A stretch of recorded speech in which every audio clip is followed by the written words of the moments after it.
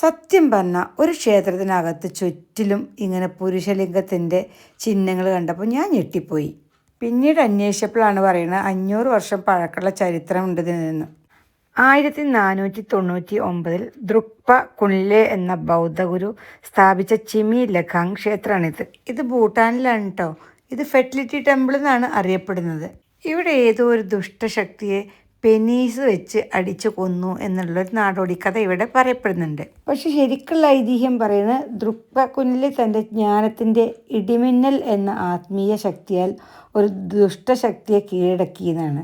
അതിൻ്റെ ഓർമ്മയായിട്ടാണ് ഇന്നും ചിമി ലഖാങ് പരിസരത്ത് ഫാലിക് പ്രതീകങ്ങൾ കാണുന്നത്. എന്താണെങ്കിലും ഇവിടെ ഫെർട്ടിലിറ്റി ടെമ്പിൾ എന്നാണ് അറിയപ്പെടുന്നത്. ഇവിടെ വന്ന് പ്രാർത്ഥിക്കുന്നവർക്കൊക്കെ സന്താന ഭാഗ്യം ഉണ്ടായിട്ടുണ്ട് എന്നാണ് പറയപ്പെടുന്നത്. ഇതിനകത്തൊക്കെ ക്യാമറയോ ഫോണോ തൊപ്പിയോ ബാഗോ അങ്ങനെ ഒന്നും നമുക്ക് കയറ്റില്ല. അതുകൊണ്ട് തന്നെ നമുക്ക് അതിനകത്ത് ഒന്നും വീഡിയോ എടുക്കാൻ പറ്റില്ല.